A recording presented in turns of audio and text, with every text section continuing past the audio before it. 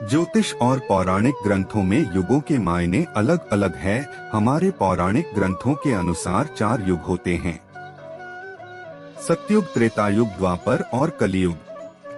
कहते हैं कि कलियुग में पाप अपने चरम पर होगा। वर्तमान में यही कलिकाल अर्थात कलियुग चल रहा है। ग्रंथों में इस युग में क्या क्या होगा या घटेगा यह स्पष्ट लिखा गया है। यह भी है कि इस युग में जब भी कहीं प्रलय होगी तो सिर्फ हरि कीर्तन ही उससे मनुष्य जाति को बचाएगा। तो दर्शकों, आइए मिलकर जानते हैं पुराणों में कलियुग का व्याख्यान और ये कि कलियुग में सावधान क्यों रहें। नमस्कार और स्वागत है आप सभी का सनातन भक्ति नॉलेज पर एक बार फिर। तो चलिए अब वीडियो शुरू करते हैं। क्रमांक 1, पुराणों में यह लिखा है कि जो व्यक्ति संगठन या समाज वेद विरुद्ध आचरण कर भारत की धार्मिक और सांस्कृतिक एकता को खंडित करेगा, उसका आने वाले समय में समूल नाश हो जाएगा। पुराणकार मानते हैं कि जैसे जैसे कलियुग आगे बढ़ेगा वैसे वैसे भारत की गद्दी पर वेद विरोधी लोगों का शासन होने लगेगा। ये ऐसे लोग होंगे जो जनता से झूठ बोलेंगे और अपने कुतर्कों द्वारा एक दूसरे की आलोचना करेंगे। इन लोगों का कोई धर्म नहीं होगा, ये सभी विधर्मी होंगे। ये सभी मिलकर भारत को तोड़ेंगे और अंततः भारत को एक अराजक भूमि बनाकर छोड़ देंगे। क्रमांक 2, भागवत पुराण में लिखा है, जब सभी वेदों को छोड़कर मनुष्य संस्कार शून्य हो जाएंगे तब ऐसे लोग सत्ता पर काबिज होंगे जो सबके सब पहले सिरे के झूठे और धार्मिक और स्वर प्रदान करने वाले होंगे। दूसरे की स्त्री और धन हथिया लेने में जी सदा उत्सुक रहेंगे। न तो इन्हें बढ़ते देर लगेगी और न ही घटते इनकी शक्ति और आयु कम हो जाएगी।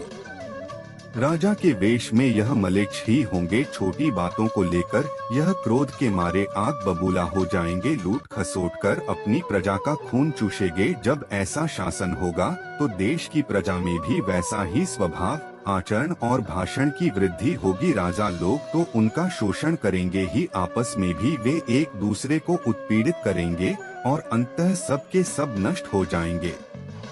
नंबर 3, भविष्योत्तर पुराण के अनुसार ब्रह्मा जी ने कहा है, नारद, भयंकर कलियुग के आने पर मनुष्य का आचरण दुष्ट हो जाएगा और योगी भी दुष्ट चित्त वाले होंगे। संसार में परस्पर विरोध फैल जाएगा और विशेषकर राजाओं में चरित्रहीनता आ जाएगी। देश देश और गांव गांव में कष्ट बढ़ जाएंगी। संतजन दुखी होंगे। अपने धर्म को छोड़कर लोग दूसरे धर्म का आश्रय लेंगे। देवताओं का देवत्व भी नष्ट हो जाएगा और उनका आशीर्वाद भी नहीं लगेगा। साथ ही मनुष्य की बुद्धि धर्म से विपरीत चलती जाएगी। क्रमांक 4, महर्षि व्यास के अनुसार कलियुग में मनुष्यों में वर्ण और आश्रम संबंधी प्रवृत्ति नहीं होगी। वेदों का पालन कोई नहीं करेगा। कलियुग में विवाह को धर्म नहीं माना जाएगा। शिष्य गुरु के अधीन नहीं रहेंगे। पुत्र भी अपने धर्म का पालन नहीं करेंगे। कोई किसी भी कुल में पैदा क्यों ना हुआ हो, जो बलवान होगा वही कलियुग में सबका स्वामी होगा। सभी वर्णों के लोग कन्या बेचकर निर्वाह करेंगे और कलियुग में जो भी किसी का वचन होगा उसी को शास्त्र माना जाएगा। क्रमांक 5, कलियुग में थोड़ा सा धन आने से मनुष्य में बड़ा घमंड होगा। स्त्रियों को अपने केशों पर ही रूपपति होने का गर्व होगा। कलियुग में स्त्रियां गरीब पति को त्याग देंगी। उस समय धनवान पुरुष स्त्रियों का स्वामी होगा। जो अधिक देगा उसे ही मनुष्य अपना स्वामी मानेगा। कलियुग के लोग प्रभुता के कारण ही संबंध रखेंगे। नंबर 6, कमाया गया धन घर बनाने में ही समाप्त हो जाएगा। इससे दान पुण्य के काम नहीं होंगे और बुद्धि धन के संग्रह में ही लगी रहेगी। सारा धन उपभोग में ही समाप्त हो जाएगा। कलियुग की स्त्रियां अपनी इच्छा के अनुसार आचरण करेंगी। विलासिता में ही उनका मन लगा रहेगा। अन्याय से धन पैदा करने वाले पुरुषों में उनकी आसक्ति होगी। कलियुग में सब लोग सदा सबके लिए समानता का दावा करेंगे, लेकिन असल में ऐसा होगा नहीं। नंबर 7, कलियुग की प्रजा बाढ़ और सूखे के वैसे व्याकुल रहेगी। सबके नेत्र आकाश की ओर लगे रहेंगे, लेकिन वर्षा न होने से सूखे से परेशान मनुष्य आत्महत्या करने को मजबूर होंगे। कलियुग में सदा अकाल ही पड़ता रहेगा। सब लोग हमेशा किसी न किसी कलेश से घिरे रहेंगे। किसी किसी को तो थोड़ा सुख मिल भी जाएगा। सब लोग बिना स्नान करे ही भोजन करेंगे। देव पूजा, अतिथि सत्कार, श्राद्ध और तर्पण की क्रिया कोई नहीं करेगा। कलयुग की स्त्रियां लोभी, नाटी और अधिक खाने वाली और मंद भाग्यवादी होंगी। गुरुजनों और पति की आज्ञा का पालन नहीं करेंगी, अपना ही पेट पालेंगी और क्रोध से भरी रहेंगी। देह शुद्धि की ओर ध्यान नहीं देंगी और असत्य और कटु वचन बोलेंगी। इतना ही नहीं, वे दुराचारी पुरुषों से मिलने की अभिलाषा करेंगी। क्रमांक 8, कलयुग आने पर राजा प्रजा की रक्षा नहीं करेंगे, बल्कि करके बहाने प्रजा के ही धन का अपहरण करेंगे। अधर्मी मनुष्य संस्कारहीन होते हुए भी पाखंड का सहारा लेकर लोगों को ठगने का काम करेंगे। उस समय पाखंड की अधिकता और अधर्म की वृद्धि होने से लोगों की आयु कम होती चली जाएगी। घोर कलयुग के समय 5 से 7 वर्ष की स्त्री और 8 से 10 वर्ष के पुरुषों की ही संतान होने लगेगी।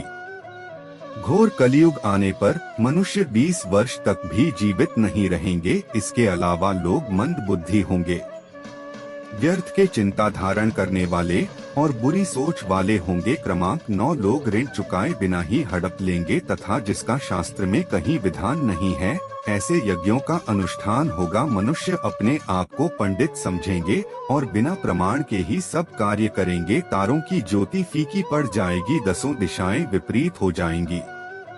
पुत्र पिता को तथा बहू तथा सास को काम बताएंगी। कलयुग के समय के साथ साथ मनुष्य वर्तमान पर विश्वास करने वाले शास्त्र ज्ञान से रहित दंभी और अज्ञानी होते जाएंगे। क्रमांक 10, श्रीमद् भागवत के 12 स्कंध में कलयुग के धर्म के अंतर्गत श्री सुखदेव जी परीक्षित से कहते हैं, ज्यों ज्यों घोर कलयुग आता जाएगा त्यों त्यों उत्तरोत्तर धर्म, सत्य, पवित्रता, क्षमा, दया, आयु बल और स्मरण शक्ति का लोप होता जाएगा। कलयुग के अंत के समय बड़े बड़े भयंकर युद्ध होंगे, भारी वर्षा, प्रचंड आंधी और जोरों की गर्मी पड़ेगी। लोग खेती काट लेंगे, कपड़े चुरा लेंगे, पानी पीने का सामान और पीटेया भी चुरा ले जाएंगे। चोर अपने ही जैसे चोरों की संपत्ति चुराने लगेंगे, हथियारों की भी हत्या होने लगेगी, लोगों की आयु भी कम होती जाएगी। कलयुग के अंत में जिस समय कल की अवतार अवतरित होंगे, उस समय मनुष्य की परम आयु केवल 20 या 30 वर्ष ही रह जाएंगी।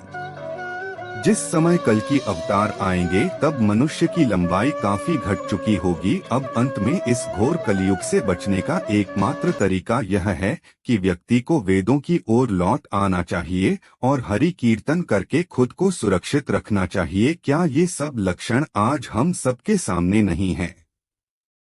नीचे कमेंट में हमें अपने विचार अवश्य बताएं। मिलेंगे फिर एक अन्य आध्यात्मिक वीडियो के साथ किसी और दिन। जुड़े रहे सनातन भक्ति नॉलेज परिवार के साथ। YouTube पर फिलहाल आज के लिए इतना ही। वीडियो पूरा देखने के लिए आपका बहुत बहुत शुक्रिया।